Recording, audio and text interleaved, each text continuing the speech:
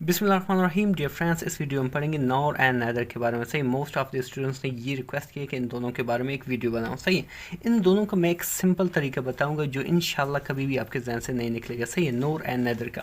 Nor and neither का आप इस्तेमाल कब करेंगे? जब कोई शख्स आपसे ये बात कर रहा होता है कि उसने ये काम नहीं किया है और आप उसके जवाब में ए बोलोगे कि मैंने बी नहीं किया है, मैंने बी, यानी कि बी का आप यूज़ करोगे। सही है, मैंने बी ये काम नहीं किया है, तब आप नोर एंड नैदर का इस्तेमाल करेंगे। सही है, इनको तीन तरीके हैं इस्तेमाल करने के। सही है, मैंने इन तीनों के फार्मूलाज भी बताए यहाँ पे और उनके यूसेज यानी कि एग्जांपल भी बताए ताकि आपके समझ में बआसानी आ जाए। सही है, अच्छा, सबसे पहले फॉर एग्जांपल हमारे पास एक सेंटेंस है, यानी कि एक शख्स का सेंटेंस है जो आपसे बात कर रहा है। वो कह रहा है कि आई एम नॉट एंग्री, मैं नाराज़ नहीं हूँ, और उसके जवाब में आप कहोगे कि मैं भी नाराज़ नहीं हूँ। तो आपको इसके जवाब में आपको तीन तरीके हैं। सही है, पहला तरीका क्या है कि आप कहोगे नीदर एम हाई, नीदर हैम हाई, यानी कि मैं भी नाराज़ नहीं हूँ।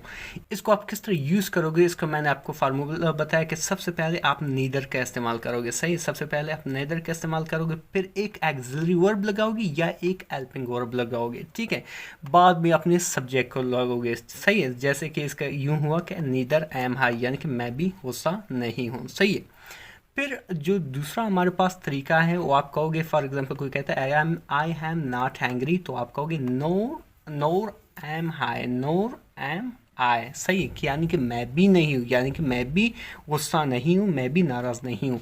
तो इसका यूज़ आप कैसे करेंगे? आपके पास एक फार्मूला है, वो फार्मूला यूँ है कि नोर पहले लगाओगे, फिर एक्सिलरी वर्ब लगाओगे। सही, फिर एक्सिलरी वर्ब लगाओ या फिर हेल्पिंग वर्ब लगाओ। सही है, फिर आप सब्जेक्ट लगाओ। सही, जैसे कि आप देख रहे हो यहाँ पे सबसे पहले नोर का इस्तेमाल हुआ है।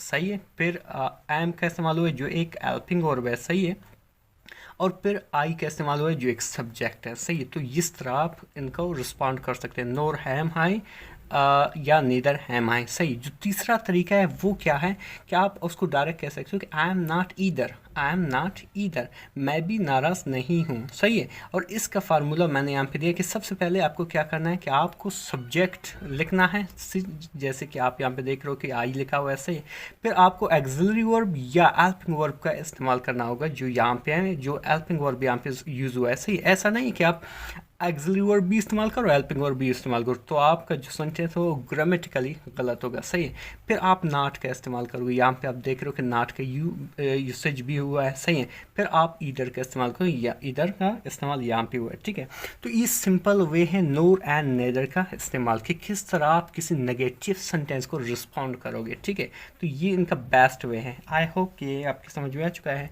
मज़ीद इस तरह की शॉर्ट एंड बेहतरीन वीडियोज़ देखने के लिए हमारे चैनल को ज़रूर सब्सक्राइब करें। Thank you so much.